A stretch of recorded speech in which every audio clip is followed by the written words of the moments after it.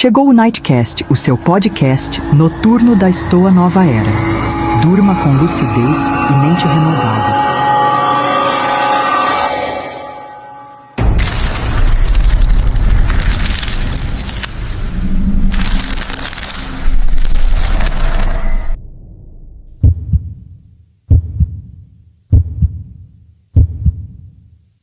Olá, hoje nossa conversa vai fundo em filosofias que prometem assim uma certa serenidade em tempos, turbulentos, né?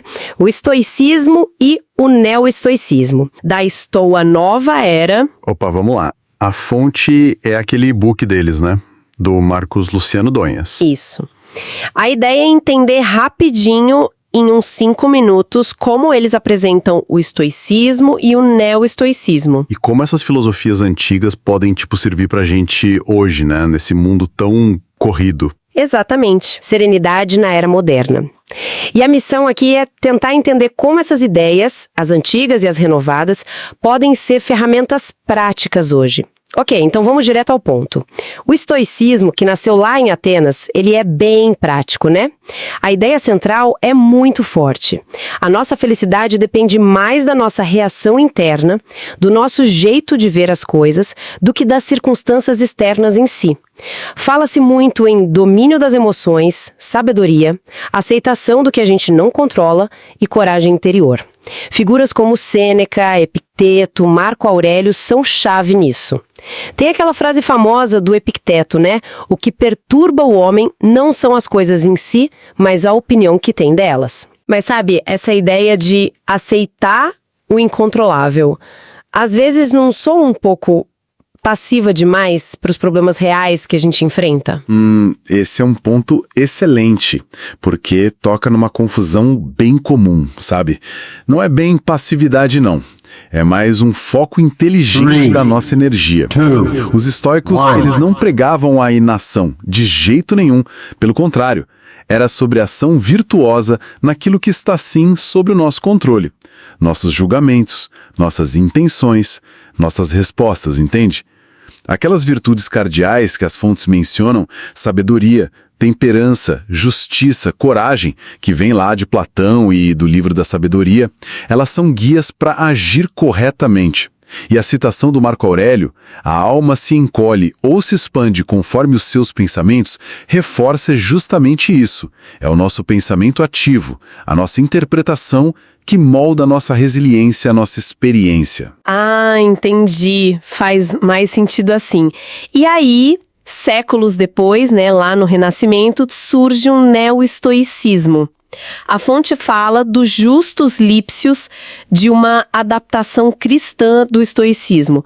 Por que essa renovação foi necessária naquela época específica? Olha, o contexto era de muita instabilidade, como a fonte descreve bem.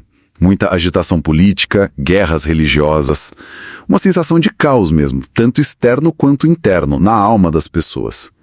O neo-estoicismo, então, ele buscou unir a força ética e a disciplina mental do estoicismo com a fé e a espiritualidade cristãs. Era um jeito de oferecer um caminho para a serenidade que conversava melhor com aquele tempo, com as angústias da época. Aquela frase do Lipsius, a calma é a cidadela da alma forte, captura bem essa busca, né? Um refúgio interior que é fortalecido tanto pela razão quanto pela fé. Então não era só a razão pura, tinha essa camada espiritual mais forte. Exatamente, e isso é o fascinante aqui, essa nuance. Enquanto o estoicismo clássico focava muito na razão como a ferramenta principal para a tranquilidade, o neo-estoicismo ele integrava uma consciência espiritual, sabe? Era uma busca por serenidade conectada à transcendência, à fé individual, uma resposta talvez mais completa para as angústias da alma daquele período específico. E é aqui que a ponte com hoje fica realmente interessante, né? As fontes listam desafios que são a nossa cara. Caos político, ambiental, guerras lá fora e aqui dentro, ansiedade, essa avalanche de estímulos digitais, vaidade, distração crônica.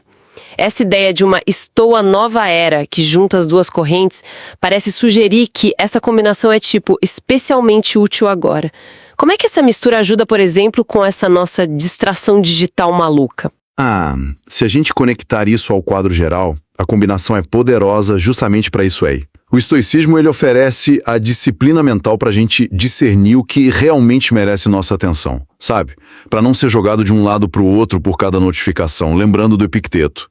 E o neo-estoicismo ele adiciona essa busca por um centro interior mais profundo, um sentido que vai além do fluxo sem fim de informação, um sentido ancorado em algo maior, seja fé, seja propósito pessoal. Isso combate não só a distração em si, mas também aquele vazio existencial que às vezes a distração tenta mascarar, né? A mensagem central continua a mesma. O foco não é controlar o mundo lá fora, mas sim dominar a nossa mente perante ele. Os desafios viram, como diz a fonte, um campo de treino da alma. Faz todo sentido. É tipo aquela ideia que foi mencionada, nada pode me abalar sem a minha permissão. E tem a citação do livro da sabedoria, né, que a sabedoria é um espírito que ama o ser humano.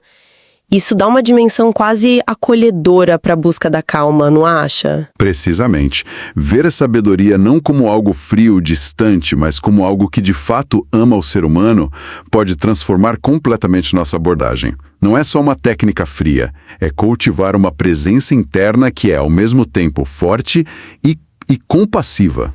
Então, para a gente juntar as pontas aqui, estoicismo e neo-estoicismo nos dão um kit de ferramentas bem robusto para a força interior, certo? Focar nas respostas internas, cultivar virtudes, aceitar o que não dá para mudar.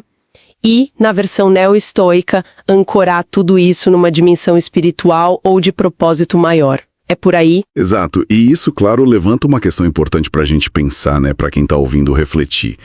Se a sabedoria é esse espírito que ama o ser humano, como é que a gente pode, no nosso dia a dia tão fragmentado, tão barulhento, cultivar ativamente essa presença sábia e calma dentro da gente? Como construir e defender essa cidadela da alma forte, como disse o Lipsius, no meio de tanta pressão moderna? Fica aí a reflexão.